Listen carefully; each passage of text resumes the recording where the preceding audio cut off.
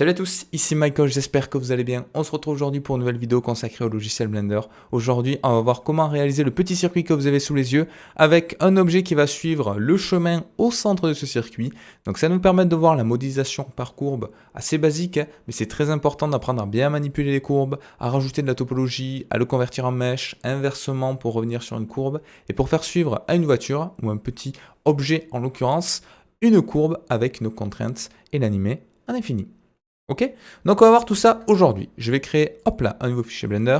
Les raccourcis clavier, comme d'habitude, sont en bas à droite. Et on va commencer par ajouter l'objet de base qui va nous servir à réaliser tout ceci. C'est la courbe. Donc je vais supprimer le cube. Je vais faire Shift A, Curve, Bézier. Alors on aurait pu utiliser une courbe de type passe. Ça peut être utile dans certains cas de figure.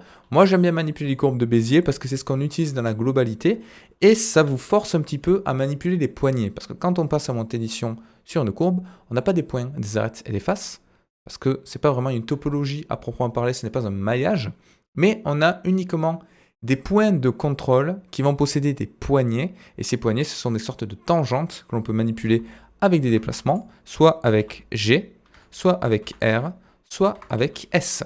Et vous voyez que ceci, ça va avoir une influence sur la manière dont va se comporter la courbe. Donc imaginons que je veuille réaliser un circuit qui est à peu près cette forme-là, une sorte de 8, comme je vous ai montré dans l'exemple. Donc je vais manipuler ma courbe de telle manière à avoir la forme souhaitée. Donc là, vous voyez le raccourci clavier en bas à droite, comme j'ai dit, et c'est relativement simple. C'est que des extrusions, des rotations, des changements d'échelle à la limite. Voilà, là, on va faire une autre rotation, hop là, comme ceci. On va réduire un petit peu la taille. Une autre extrusion, quelque chose qui ressemble à ça. Et là, pour relier ces deux points, je vais sélectionner les deux points, je vais faire clic droit, et là j'ai quelque chose qui s'appelle Make Segment, raccourci clavier F, et automatiquement il va me les relier.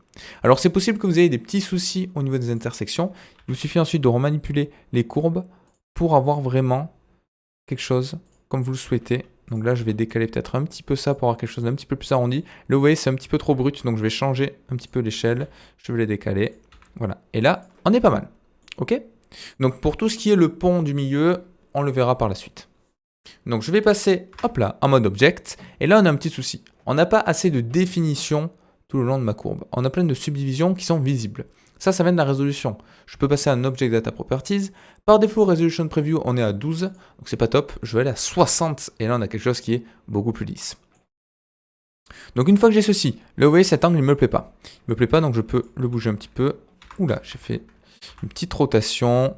Petit changement d'échelle, et normalement ça devrait être bon. Si vraiment ça ne nous convient pas, de toute manière on va devoir ajouter un point ici, je pense qu'il manque un point juste là. On va devoir en rajouter un pour créer le pont par la suite, donc on va pas s'y attarder pour le moment. Donc maintenant j'aimerais bien indiquer à Blender que je vais rajouter une sorte d'extrusion tout le long de la courbe. On pourrait rajouter un nouvel objet, faire un follow curve dans les modifiers, mais c'est un petit peu pénible, c'est pas vraiment ce que je veux. On va utiliser directement l'outil géométrie dans les curves qui me permet de faire une extrusion ici, extrude. Et si j'augmente ça, vous voyez que ça me crée bien une extrusion qui est planaire. Donc ça, c'est très bien pour ce que je veux faire parce qu'une route d'un circuit, la plupart du temps, c'est quand même plat. On a rarement des trucs gondolés. Donc là, c'est pas mal, mais il ne me fait pas l'extrusion dans le bon axe. Alors comment ça se fait? Je vais remettre 0 ici. Quelque chose qui est très important à comprendre, c'est que si je passe en mode édition et que dans les overlays, j'affiche les normals, parce qu'il y a des normals sur les courbes, on a ceci. Tout est parallèle au sol. Donc ça, c'est nickel. Je vais éviter d'avoir des choses qui tournent un petit peu dans tous les sens. On en rajoutera par la suite de manière totalement explicite. Mais là, c'est pas ce que je veux. Ok? Donc, une fois que j'ai ceci, normalement, ça devrait être bon. Sauf que Blender, il fait une extrusion de manière perpendiculaire à ceci. Vous voyez? Si ici, je vais dans l'extrude et je remets... C'était 0,3, il me semble? Non, ça devait être 0,2. 0,2. Vous voyez que j'ai ça. Donc, je vais devoir faire un tilt, c'est-à-dire faire tourner les normals de mon objet. Donc c'est pas une simple rotation. Hein. Là, si on essaie de faire une rotation, vous voyez, on va pas arriver à obtenir quelque chose comme je le souhaite. Donc je vais tout sélectionner, je vais faire CTRL-T, et je vais faire, là vous voyez, je peux tourner les normals de mon objet. Ça pourrait faire une petite animation sympa. Je vais faire 90, hop là. Et là, j'ai bien quelque chose qui est plat. Et maintenant, on a quelque chose qui est nickel. Donc pour sélectionner, du moins pour créer le pont, je vais sélectionner ces deux points-là, à partir duquel je veux créer une subdivision au milieu. Je vais faire clic droit, Subdivide, et là ça m'a bien créé un point. Je peux augmenter un petit peu sa hauteur, et on est pas mal. Alors je vais faire exprès d'augmenter la hauteur de manière assez importante, et je vais même un petit peu le décaler comme ceci. Voilà, tac. Tout simplement pour vous montrer un petit souci qui apparaît. Juste ici. Là, vous voyez, Blender, il a du mal à interpréter. Il a du mal à interpréter, du coup, il me fait une sorte de superposition. C'est le smooth qui va pas. Donc, je vais resélectionner ces deux points-là. Je vais faire un clic droit subdivide.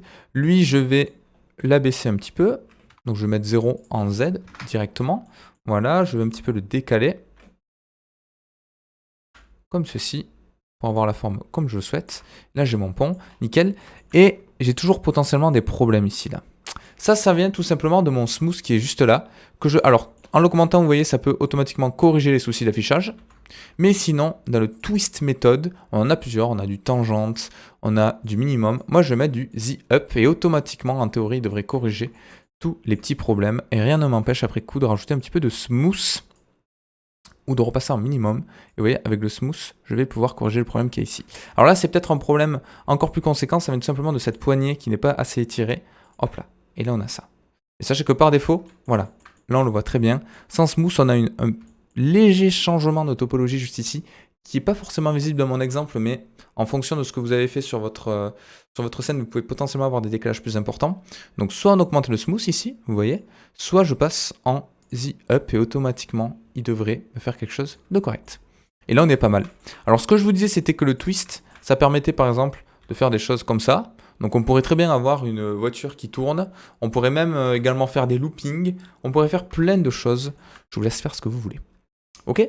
Donc une fois que j'ai ceci, je vais convertir mon objet en mesh. Je vais faire exprès de ne pas conserver ma courbe, c'est une erreur, mais comme ça, ça me permettra de vous montrer également comment reconvertir une partie de l'objet en courbe.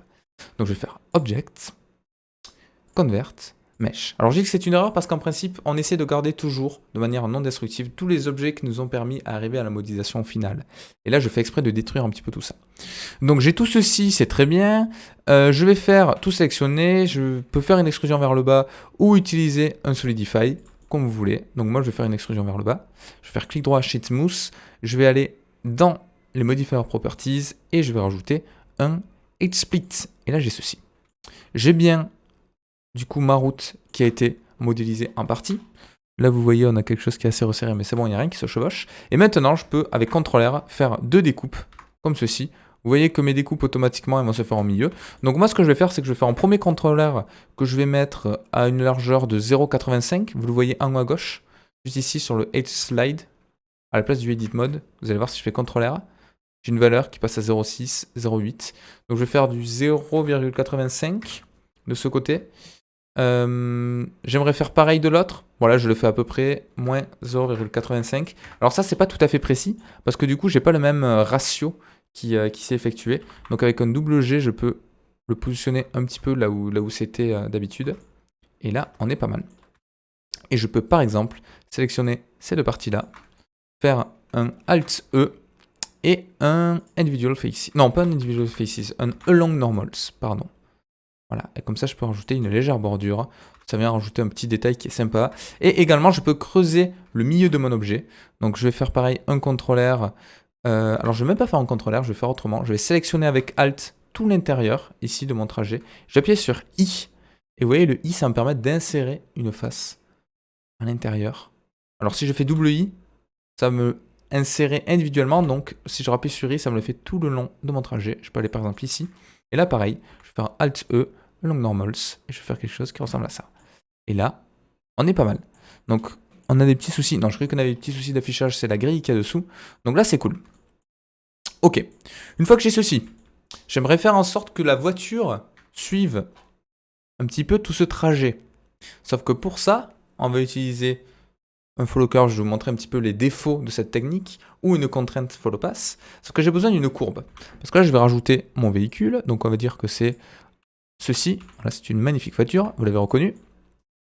Une fois que j'ai ceci, CTRL A Scale parce que j'ai fait un rescale. Et là, je vais dire à Blender, suis une courbe. Donc, si je lui rajoute, donc là aussi c'est une erreur, mais je fais exprès de vous montrer les avantages et inconvénients de toutes les méthodes. Si je fais un follow curve, là, il m'indique, ouais, ok, je veux bien te faire sur une courbe, mais il me faut un objet de type courbe. Et là, j'en ai plus. Parce que, souvenez-vous, j'ai fait exprès de ne pas conserver la courbe au préalable. Donc, je vais passer en mode édition. Je vais faire exprès un CTRL R au milieu, là, pour être bien au centre de mon objet. Et là, je vais faire P Selection. Et maintenant, si je sélectionne ça, j'ai bien un objet à part. Mais là, c'est toujours un mesh. Donc ça, c'est pas bon. Donc c'est toujours un mesh. Donc je vais faire un object, convert, curve. Donc la conversion fonctionne dans les deux sens. Je peux convertir une courbe en mesh et inversement, un mesh en courbe. Là, si je passe en mode édition, j'ai bien une curve. Et maintenant, je peux sélectionner mon objet. Je peux sélectionner ma courbe et automatiquement, vous voyez, je peux faire suivre mon objet à la courbe.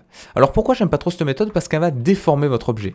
C'est-à-dire que ma voiture, en théorie, une petite voiture qui va sur un circuit, elle va pas se déformer à chaque virage. Et là, vous voyez, ça va être le cas. Et plus je vais rajouter de la topologie, et plus ça va se déformer pour épouser la forme de la courbe.